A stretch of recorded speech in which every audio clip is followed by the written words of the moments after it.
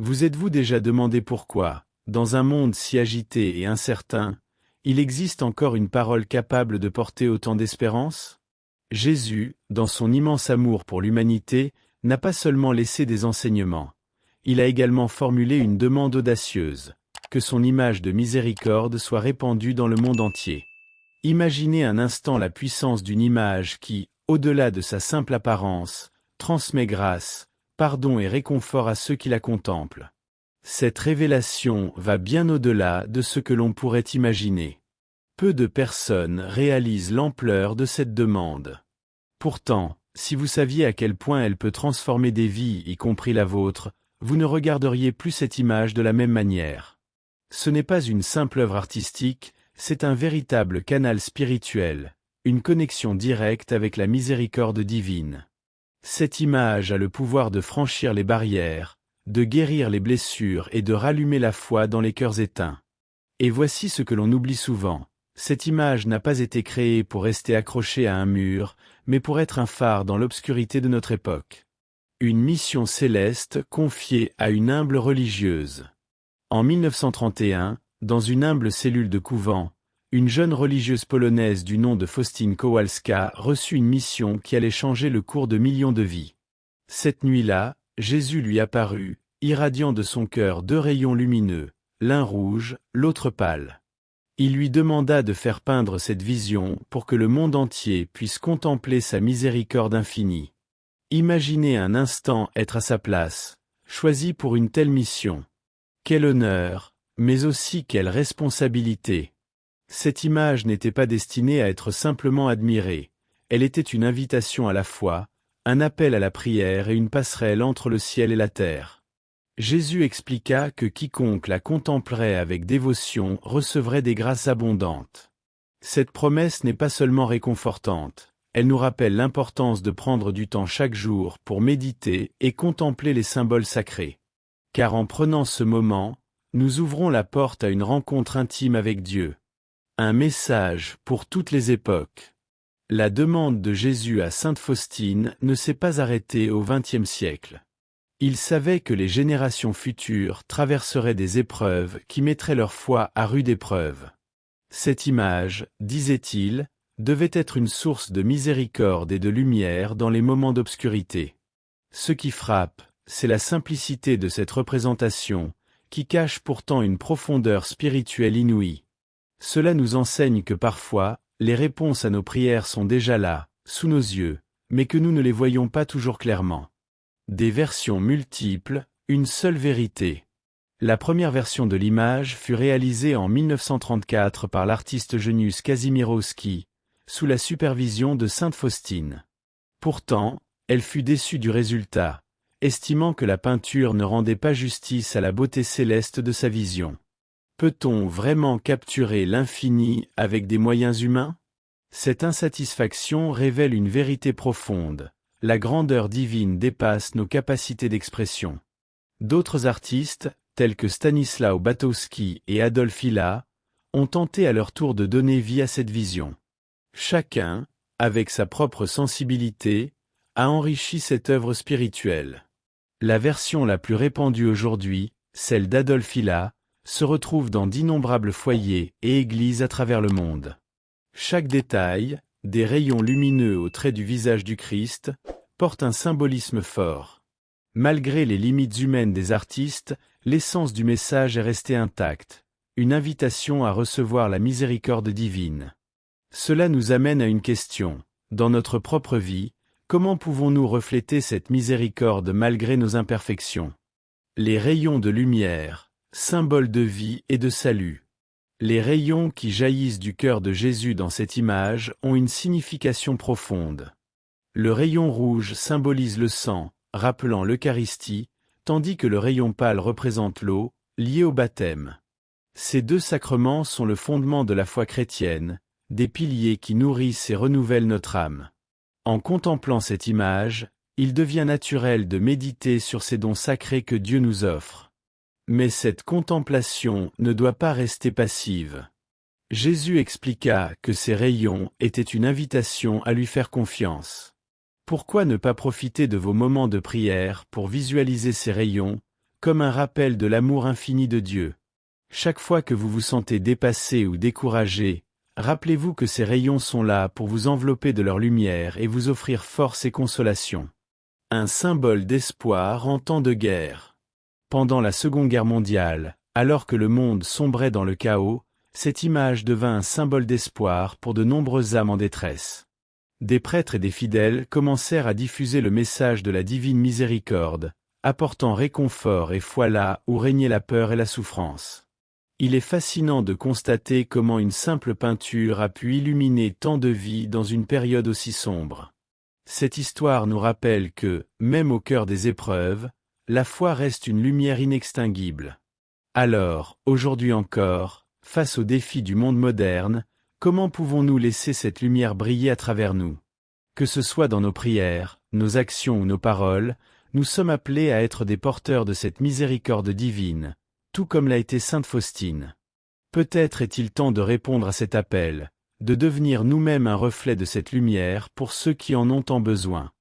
Au fil du temps, la dévotion à la divine miséricorde a franchi les frontières, touchant des personnes de cultures et de langues différentes.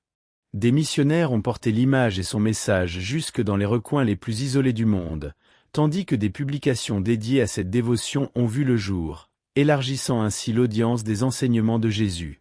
Ce phénomène témoigne de la puissance d'un mouvement enraciné dans la foi et la prière. Participer aujourd'hui à des actions similaires, partager des témoignages ou diffuser des supports de prière, peut être une manière efficace de maintenir vivante cette flamme spirituelle.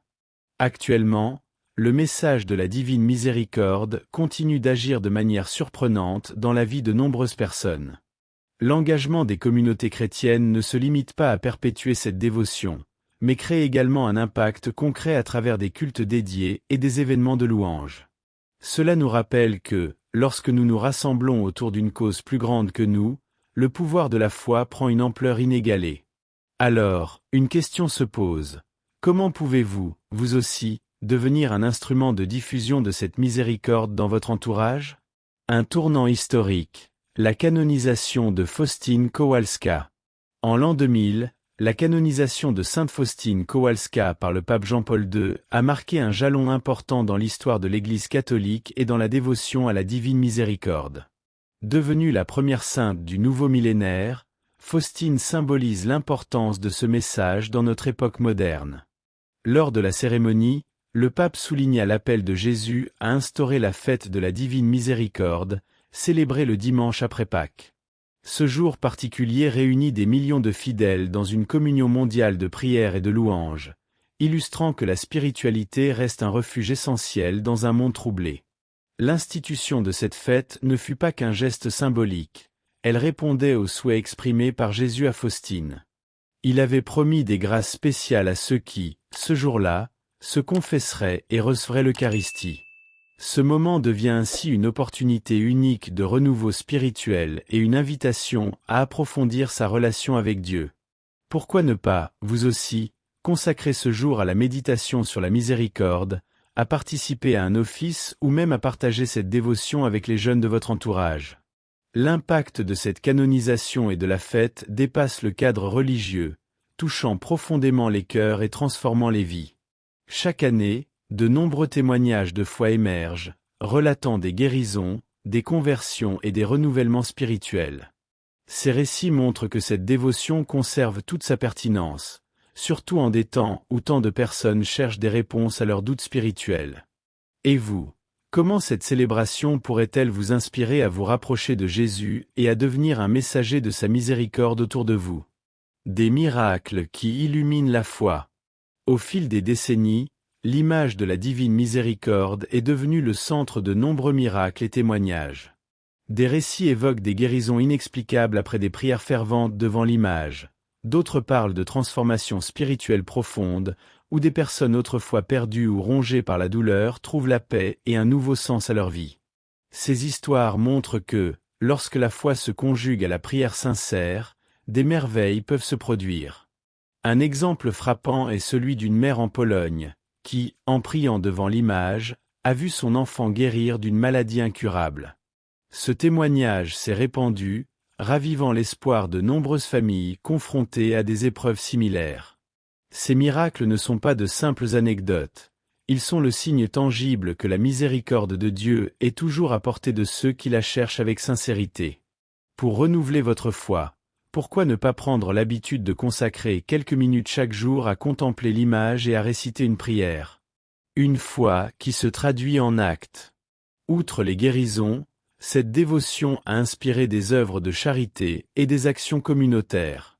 Nombreux sont ceux qui, touchés par cette expérience spirituelle, ont transformé leur foi en service, aidant les plus vulnérables et créant des initiatives de soutien. Ce cercle vertueux, où la foi nourrit l'action, illustre parfaitement l'idée que les miracles de la divine miséricorde ne se limitent pas à des événements individuels, mais s'étendent à toute la communauté. Et vous, comment pourriez-vous transformer votre foi en action concrète, témoignant ainsi de la miséricorde de Dieu dans votre entourage? La foi à l'ère numérique.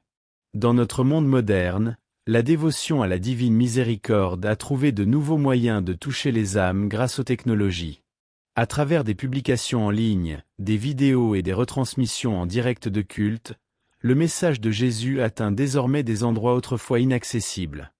Imaginez un instant une personne, dans un coin reculé, découvrant une prière sur son téléphone et ressentant la présence de Dieu à cet instant précis.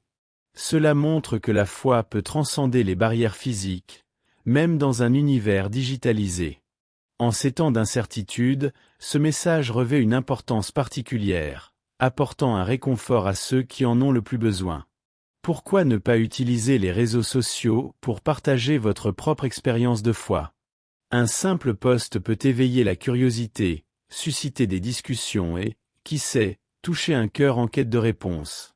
Ce qui semble être un petit geste peut avoir des répercussions bien au-delà de ce que l'on imagine. Ainsi, cette image n'est plus seulement un symbole statique, elle est devenue un véritable emblème de foi, un point de ralliement pour des communautés à travers le monde.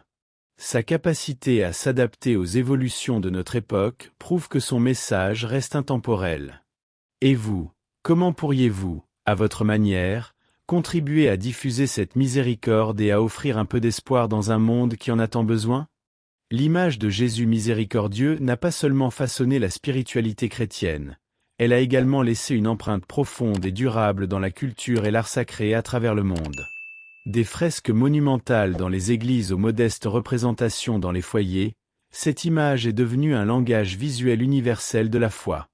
Dans de nombreux pays, des artistes contemporains ont revisité l'image, y apportant des touches personnelles tout en conservant son essence symbolique.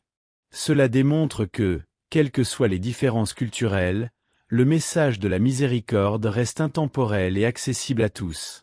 On peut évoquer des exemples marquants, comme la gigantesque statue de la Divine Miséricorde aux Philippines, devenue un lieu de pèlerinage et de prière, ou encore les célébrations religieuses au Brésil où l'image est au cœur des processions et des festivités rassemblant des milliers de fidèles.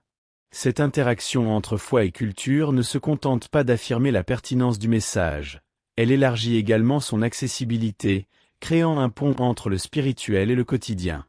Pour ceux qui souhaitent approfondir leur relation avec cette dévotion, visiter de tels lieux peut offrir une expérience spirituelle profonde et inoubliable. Mais l'influence de l'image ne s'est pas arrêtée à l'art visuel. Elle a également inspiré la musique, la littérature et même le cinéma, prouvant ainsi qu'elle transcende les frontières du religieux traditionnel. Certaines œuvres artistiques contemporaines présentent la divine miséricorde comme une réponse aux crises de notre époque, offrant une perspective spirituelle face aux angoisses du monde moderne. Cela soulève une réflexion essentielle. Comment l'art peut-il continuer à jouer ce rôle de passerelle entre le message de Jésus et les besoins d'un monde en quête de sens?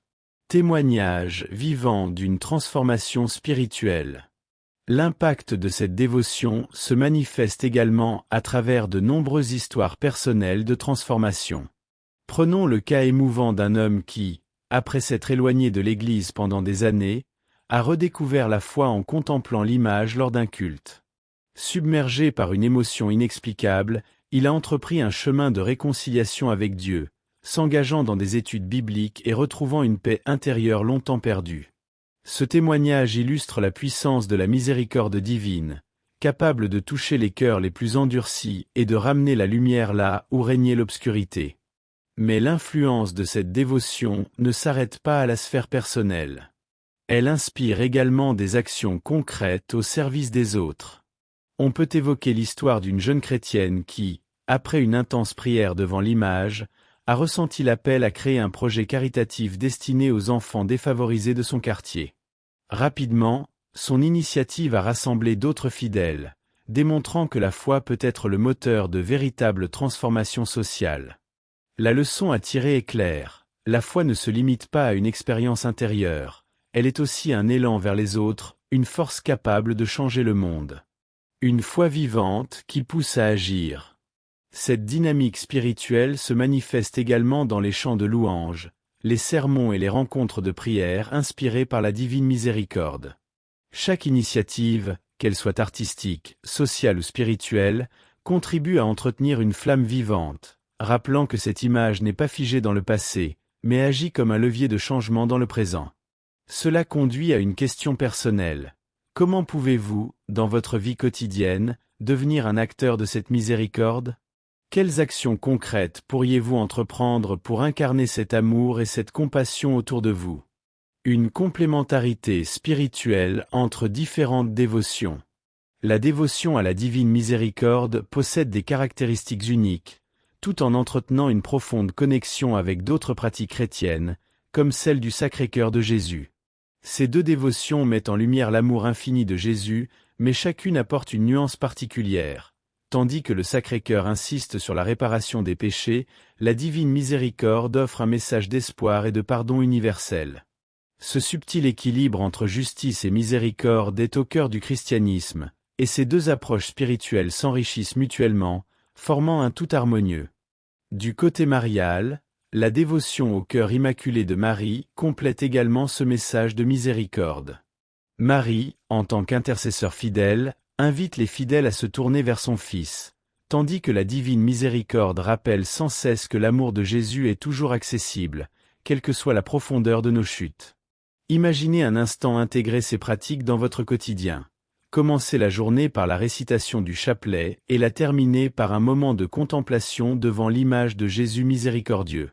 Un tel rituel pourrait enrichir considérablement votre vie spirituelle et renforcer votre relation avec le divin. Ces différentes dévotions ne sont pas concurrentes, bien au contraire, elles s'entrelacent, offrant une pluralité de chemins pour grandir dans la foi.